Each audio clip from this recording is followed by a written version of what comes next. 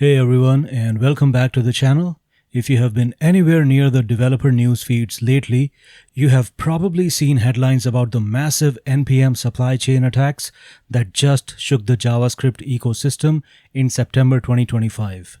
We are talking about credential theft, malicious package injections, self-propagating worms, and potentially millions in stolen crypto. It's a scary time for many developers, but it also shines a light on something important: the inherent security differences between package management systems. Let's quickly recap what happened. We saw two major incidents. First, a sophisticated phishing attack tricked a maintainer of incredibly popular packages like Chalk and Debug. Attackers gained access, injected malicious code, and republished these packages. The goal was a Web3 drainer, stealing crypto transactions directly from users' browsers. Just a week later, a self-propagating worm dubbed Shai Hulud started harvesting credentials like NPM and GitHub tokens, then used those stolen tokens to infect even more packages, spreading like wildfire. This is a nightmare scenario. You NPM install something and malicious code runs automatically on your machine, stealing your secrets and infecting your projects. Now, why am I bringing this up on a channel often focused on Go? Because these incidents highlight a fundamental architectural difference that makes the Go ecosystem significantly more resilient to these exact types of supply chain attacks. The biggest difference is the automatic script execution on installation. When you run npm install or yarn install, packages can contain and automatically execute arbitrary JavaScript code via post-install scripts. This is incredibly powerful for build processes and complex setups, but it's also a massive security vulnerability. The moment you type that command, the malicious code can run, scan your system for secrets, and steal your data, all without you ever needing to explicitly run your application. Now let's look at Go. When you run go get and then any package, or when you run go mod tidy, what happens? The Go toolchain only downloads the source code. That's it. It does not execute any arbitrary code embedded in that package. Full stop. Malicious code might be downloaded to your machine, yes, but it remains inert. It's just text files sitting in your module cache. It cannot scan your system, steal your tokens, or infect other packages on installation. This is Go's first and most critical line of defense. The malicious code downloaded by GoGet only becomes a threat if you explicitly import it into your application, compile your application, and then run the malicious function yourself. This drastically changes the attack surface and gives developers much more control and a higher bar for attackers to clear. Beyond not running scripts, Go has another powerful integrity mechanism: the go.sum file and the go checksum database. When you first fetch a module in Go, the toolchain calculates a cryptographic hash, a unique fingerprint of that module's entire contents. This hash is then recorded in your project's go.sum file.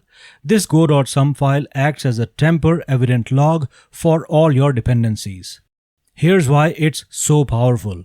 If an attacker were to compromise a maintainer's GitHub account and silently alter the code for an existing version, let's say version 1.2.3, your Go build would immediately fail. The Go command would download the altered code, hash it, and then compare it to the original hash stored in your go.sum, find a mismatch, and abort the build with a security error. This protects you from subtle tampering with established versions. It's a decentralized, verifiable record that ensures the code you're building with today is the same exact code you first approved, down to the byte. This is a critical barrier against the kind of silent alteration attacks seen in other ecosystems. Now comes the most important question: Is Go completely immune? No, it's not. No system is. The primary attack vector in Go, similar to NPM, remains credential theft. If an attacker phishes a Go module maintainer's GitHub or GitLab credentials, they can publish a new malicious version of a module. For example, version 1.2.4. The difference, however, is that your go.sum protects you from existing versions being altered. You'd only be vulnerable if you explicitly updated your go.mod file to reference this new malicious version. This forces the attack to be a long game. The attacker can't just silently swap out an existing dependency you are already using. You, the developer, have to make a conscious choice to upgrade. To mitigate this, as Go developers, our best practices include the following. Review your updates carefully. When running go-get-u or go-mod tidy, pay attention to the new versions being pulled in. Next, for critical dependencies, especially new ones or major version bumps, taking a quick glance at the source code changes on GitHub can go a long way. Always enable two-factor authentication on your GitHub or GitLab accounts. Use separate limited scope tokens for CI/CD if possible, rather than full personal access tokens.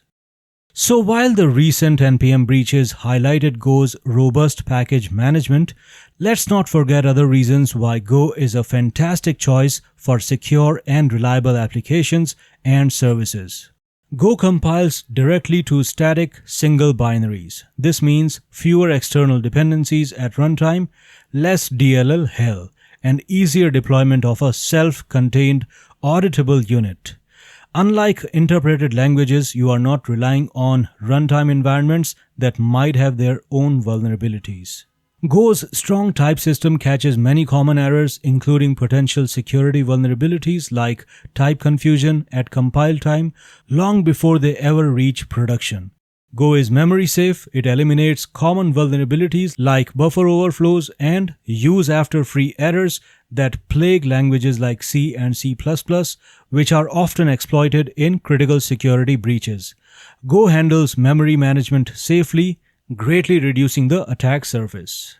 While not directly a secure feature, Go's elegant concurrency model allows developers to write highly performant and scalable services without the complexity and common bugs associated with manual threading.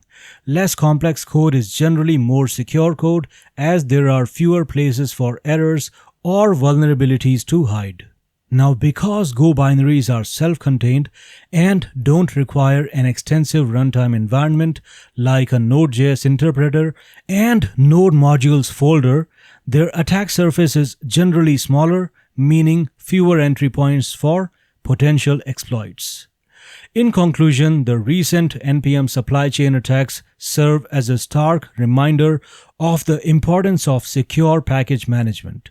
While no ecosystem is entirely foolproof, Go's design choices, specifically no arbitrary script execution on install and its cryptographic go.sum file, provide a significant layer of defense against the most insidious types of supply chain attacks.